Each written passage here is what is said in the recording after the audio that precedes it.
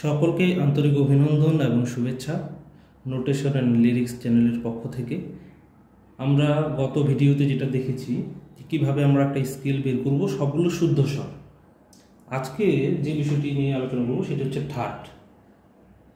আজকে 10টি ঠাটে আমরা আলোচনা করব বিভিন্ন স্কেল থেকে। হয়তো আমি একটি দুইটি স্কেল আপনাদের বের করিয়ে দেখাবো। বাদবাকি যে কাজটি হবে সেটি হচ্ছে আপনাদের নিজেরই বের করতে হবে। সেই ফর্মুলাটা আমি বলে দিচ্ছি। আপনার স্কেল যাই হোক না কেন, সি হোক, সি শার্প হোক, ডি হোক, ডি শার্প হোক, ই, এফ, এফ শার্প, জি, জি শার্প, যেটাই হোক না কেন সেটাই আমরা বের করতে পারবো। তাহলে প্রথম শুদ্ধ স্বর আমরা বের করে ফেলেছিলাম। সূত্রটা ছিল সি এর যেটি 1, 3, 5, 6, 8, 10 সারে গামা বাধা নি, আবার 1 নম্বর থেকে সা শুরু হবে। সেটা নিয়ে আর কথা বলছি না, চলে যাচ্ছি পরবর্তী যে ঠাটটি, সেটা হচ্ছে কল্যাণ ঠাট। কল্যাণ ঠাটে 10টি ঠাট আমাদের মনে রাখতে হবে যে কোন ঠাটে কি কি স্বর ব্যবহার করা হয়। তাহলে 10টি ঠাটের 4টি আপনারা স্ক্রিনশট দিয়েও রাখতে পারেন, অথবা ডায়েরিতে অথবা খাতাও লিখেও রাখতে পারেন। এই 10টি ঠাট আমাদের মুখস্থ রাখতে হবে। যেমন বিলাবল ঠাটে সবগুলো শুদ্ধ স্বর, এখানে কোনো কোমল, করি, বিকৃত কোনো স্বর থাকবে না। পরবর্তী যে ঠাটে যাচ্ছে সেটা হচ্ছে কল্যাণ ঠাট। কল্যাণ ঠাটের অবশ্যই একটি কড়ি স্বর আছে, সেটা হচ্ছে মা। আমরা স্কেলটা কি সি রাখছি না, ওটাকে এ শার্প আছে, অথবা বি ফ্ল্যাট যেটাকে বলছি আমরা, এ শার্প। এ শার্প থেকে করি, ঠিক আছে? তাহলে আমাদের সেই আগের ফর্মুলাটা করে ফেলি আমরা। সি শার্প,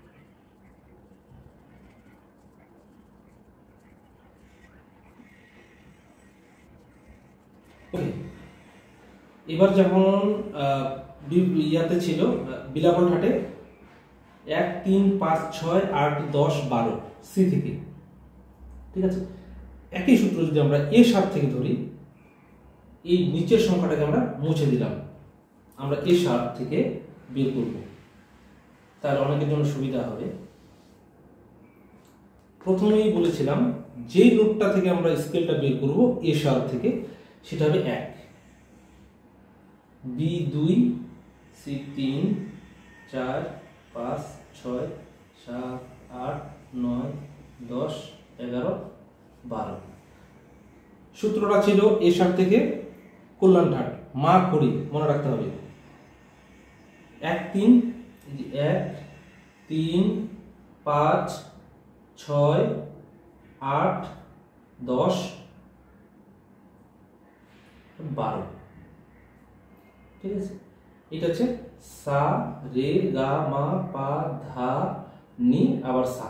আপনারা মিলিয়ে দেখবেন যে সা রে গা মা আমরা এটা থেকেই করি। এ শার্প, তারপরে করি সি, তারপরে করি ডি, ঠিক আছে? তারপরে ডি শার্প হচ্ছে মা, এফ হচ্ছে পা, এফ শার্প হচ্ছে ধা, সরি জি হচ্ছে ধা, আবার এ হচ্ছে নি, এ শার্প হচ্ছে সা।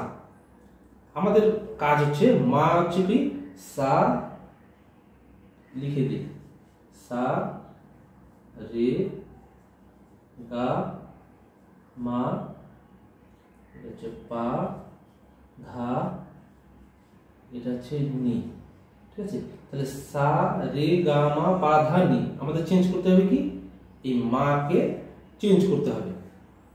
মা অবশ্যই, যেহেতু এটা কোমল স্বর হয় না, এটা হচ্ছে কড়ি স্বর, সুতরাং কোমল স্বর হলে হাফ স্টেপ ডাউন হবে। যদি ডিতে হইতো তাহলে হচ্ছে কোমল মা হইতো, কিন্তু মা তো কোমল হয় না, মা হয় কড়ি, মানে তীব্র হয়। সুতরাং মাটাকে হাফ নোট আপ করতে হবে। তাহলে হাফ নোট আপ কি আছে, ই, এই 6 নাম্বারটা বাদ হয়ে যাবে।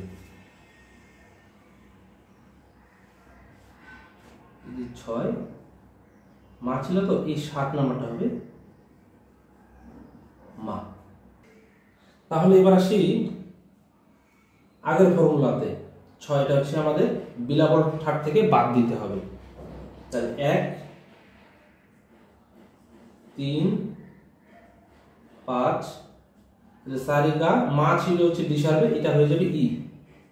7, 8, 10, 12 আবার সা, তাহলে সা রে গা মা পা ধা নি আবার সা। ঠিক আছে, এটা হচ্ছে কল্যাণ ঠাটের সূত্র। কল্যাণ ঠাট। ঠিক আছে, এবার কল্যাণ ঠাট যদি আমরা এ শার্ট থেকে না বের করে ই থেকে বের করি অথবা ডি থেকে বের করি, আমরা ডি তে চলে যাব। ডি এর সূত্র 1, 6 এর জায়গায় শুধু 7 হয়ে যাবে। ডি থেকে যদি আমরা করি কল্যাণ ঠাটের, মনে আছে তো যেটা দিয়ে বের করবো ওই নোটটাই হবে 1 2 3 4 5 6 7 8 9 10 11 12। তাহলে সূত্রটা কি করতেছে 1 3 5 7 8 10 12। নোটগুলো আমি লিখে দিচ্ছি। ডি এর নোট কি কি হবে তাহলে? ডি প্রথমে হচ্ছে ডি, 3 নম্বরে আছে ই, 4 নম্বর নাই 5 আছে এফ শার্প, 6 নম্বর বাদ হবে 7 হবে জি শার্প, তারপরে হবে জি শার্প গুলো 7 8 10 12, 8 হচ্ছে এ, 10 হচ্ছে বি, 12 হচ্ছে সি শার্প, তারপরে আবার ডি। তার মানে সা রে গা করিমা পা ধা নি আবার সা।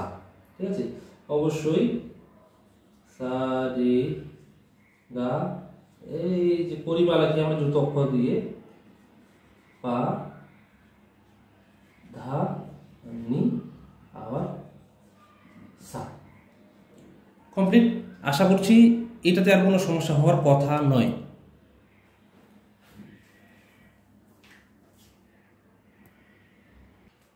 এবার আমরা যেটি করব সেটি হচ্ছে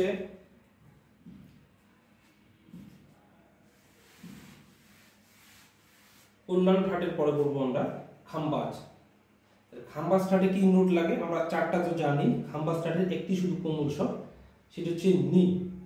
আর নি কোমল লিখতে গেলে আমাদেরটা মূর্ধন্য দিয়ে লিখতে হবে। ঠিক আছে, এই যে নি। আর আপনি আকার কেন লিখছি এটা পরে বলবো। আমরা স্বরলিপিতে যাব, যে স্বরলিপিটা হচ্ছে আকার মাত্রিক স্বরলিপি পদ্ধতি। এখানে একার আকার হিসেবে কিছু আমরা ইয়ে করবো না, শুধু প্রত্যেকটা নোটের পাশে আকার লিখবো। খাম্বাজ ঠাটে যদি নি হয় তাহলে আমাদের কি হবে? সা রে গা মা পা ধা নি আর সা। এখন এই সারিগুলো আমরা কোথা থেকে করবো? এর আগে আমরা বেশ কয়েকটি স্কেল করেছি। এবার যাব এফ থেকে। এফ থেকে বাজাতে গেলে আমাদের কি প্রথম নোটটা নিতে হবে? আচ্ছা, ওই ফর্মুলাটা বের করি। C, C sharp, D, D sharp,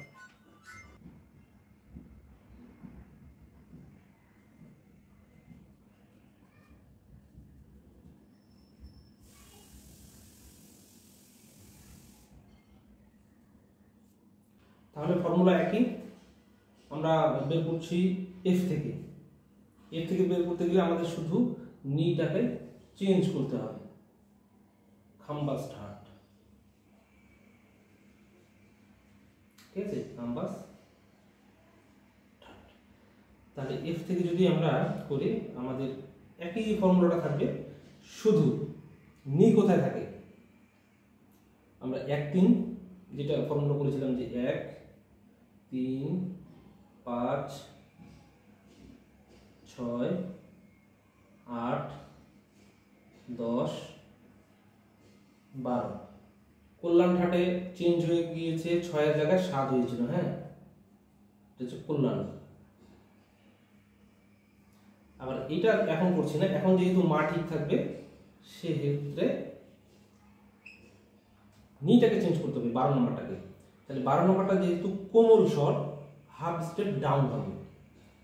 তাহলে হাফ স্টেপ ডাউন মানে 11 12 আছে, সেটা 11 হয়ে যাবে। তাহলে 12 যদি আমাদের বি থাকে তাহলে 11 হবে সি শার্প। আর যেহেতু আমরা এটা করছি এফ শার্প, এফ থেকে, এফ থেকে কি হবে, এফ হচ্ছে 1, স্কেল হচ্ছে এফ, খাম্বা স্টার্ট 2 3 4 5 6 7 8 9 10 11 12 আবার 1। তো কি কি ডাক লাগছে আমাদের 1 3 5 6, তারপর হবে 8 10 12, শুদ্ধ শুরু হয়ে গেল সবগুলো।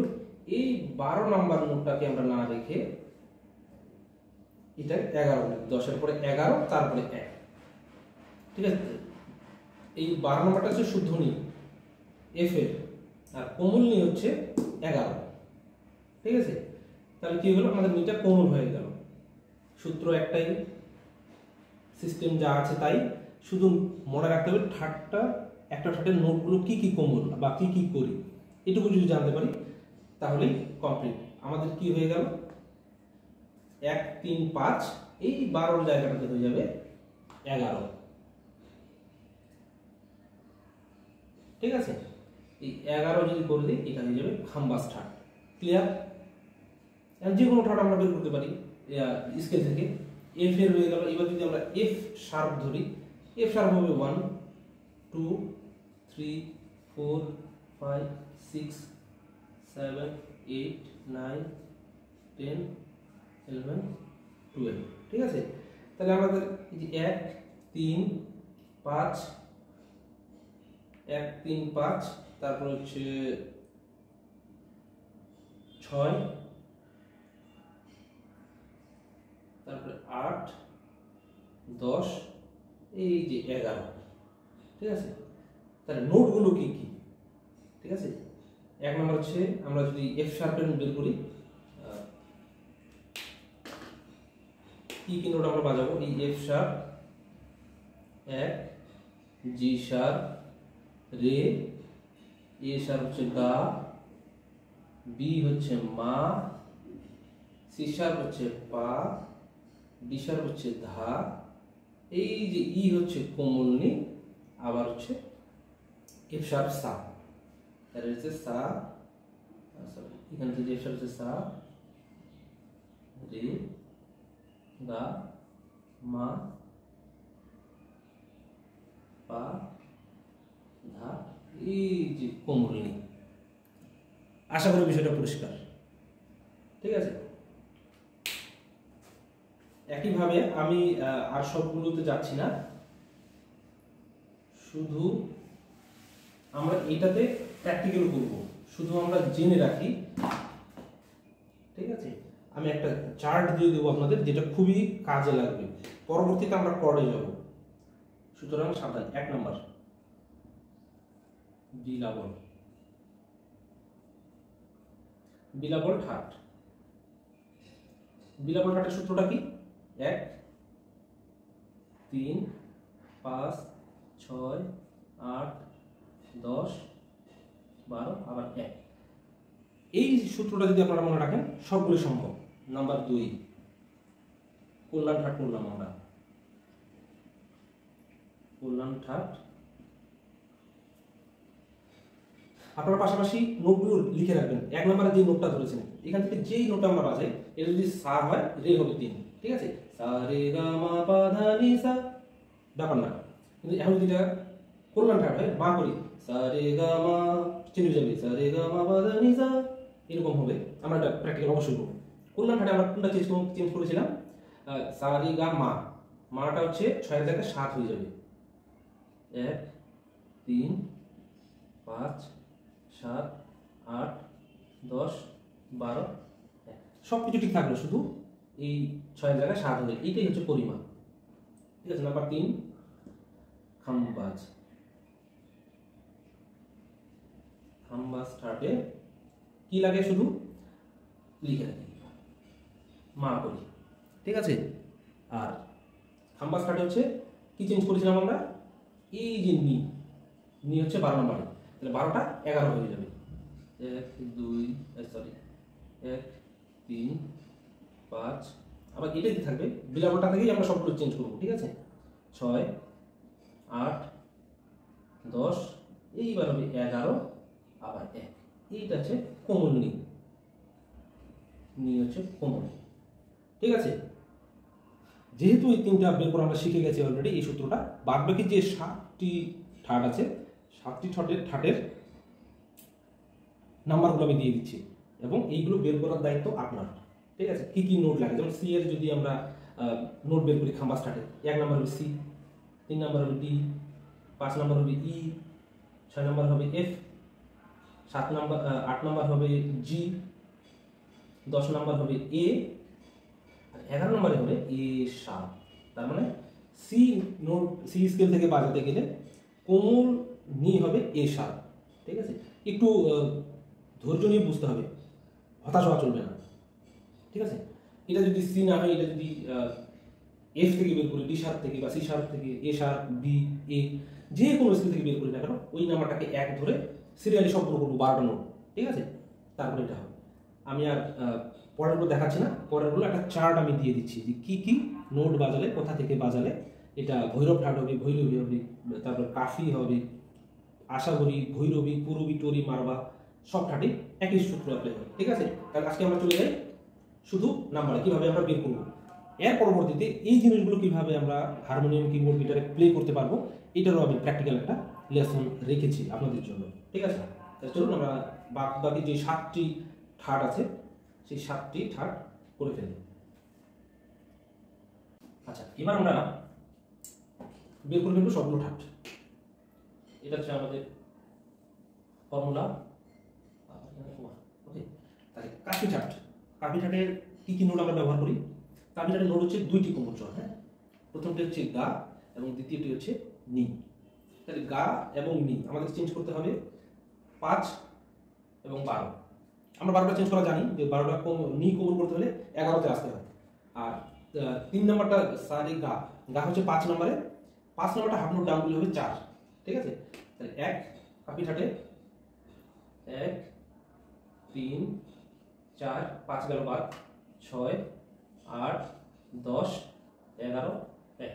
তাহলে সা রে কোমল গা, এটা হচ্ছে 4 নম্বরে কোমল গা, আর 11 নম্বরে কোমল নি। ঠিক আছে, গা নি হলে কাফি ঠাট। এনাফ, যে স্কেল থেকে বের করি না কেন। আশাবরী ঠাট, আশাবরী ঠাটে 3টি কোমল স্বর আছে, তাহলে 3টি কোমল স্বর চেঞ্জ করবো, করি বলিনি কিন্তু 3টি কোমল স্বর, প্রত্যেকটা কোমল স্বর হাফ নোট ডাউন। তাহলে হাফ নোট ডাউনে কি হবে, কি কি আছে, গা, ধা এবং নি। এই 3টি কোমল স্বর যখন চেঞ্জ করতে যাবো, গা, ধা, নি, আমরা কি করেছিলাম, এই গা চেঞ্জ করা আছে, নি চেঞ্জ করা আছে, ধা কোনটা, এই যে 10 নম্বর আছে ধা, তাহলে সা রে গা মা পা ধা, এই 10 নম্বরটা তখন হয়ে যাবে 9। কি হবে, 1 3 4 6 8 9 হয়ে যাবে 9, আবার 11 আবার 1। তাহলে আমরা কয়টা কোমল স্বর পেয়ে গেলাম, এই যে 4, সা রে গা কোমল হয়ে যাবে, সা রে গা মা পা ধা কোমল হয়ে গেল, আবার নি তো কোমল হয়ে গেল, 3টা গা, ধা, নি কোমল। আশা করি এবার চলে আসি ভৈরবী ঠাটে। ভৈরবী ঠাটে 4টি কোমল স্বর আছে। সবটা নিশ্চয়ই মনে আছে আপনাদের যে কি কি 4টি কোমল স্বর। প্রথমটা হচ্ছে রে, আর আশাবরী ঠাটে এটা চেঞ্জ করে আছে গা, ধা, নি, এই 3টা থাকবে, শুধু রেটা চেঞ্জ হয়ে গেলে ভৈরবী ঠাট। কি হবে, 1 3 এর জায়গায় হয়ে যাবে হাফ নোট ডাউন, 2 4 থাকলো, 6 থাকলো, 8 থাকবে, 9 থাকবে, 11 থাকবে, আবার 1। তাহলে আমরা এখানে কত নোট পেলাম, 4টি কোমল নোট পেলাম। 1 নম্বর আছে 2 4 9 আবার 11, ভৈরবী ঠাট। ঠিক আছে, ভৈরব ঠাটে কি হবে, ভৈরব ঠাটের নোট কোমল কি কি, একটা হচ্ছে রে আর একটা হচ্ছে ধা। ঠিক আছে, তাহলে রে ধা কোথায়, আমরা ওই 1 নম্বরটাতে চলে যাই। আমি চলে আসি ভৈরব ঠাটে। ভৈরব ঠাট হচ্ছে বিরামটাই ঠিক রাখলাম, শুধু কি কি চেঞ্জ করতে হবে, রে এবং ধা। রে হচ্ছে 3 নম্বরে হচ্ছে রে ছিল, আর ধা ছিল হচ্ছে 10 নম্বরে। ঠিক আছে, তাহলে হাফ নোট 3 ছিল, হাফ নোট ডাউন, 3 এর আগে 2, আর এখানে ছিল 10, 10 এর আগে 9। ঠিক আছে, তাহলে এটা হলো ভৈরব ঠাট। আশা করি বিষয়টা পরিষ্কার।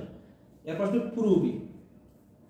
তাহলে পুরবী ঠাটে কি কি নোট লাগে, রে, ধা, কোমল স্বর এবং এখানে সাথে মা, কড়িও আছে। ঠিক আছে, তাহলে রে মা ধা, আমরা বিলাবলটা লিখে ফেলি 1 3 5 6 8 10 12, ঠিক আছে। তারপরে আবার 1,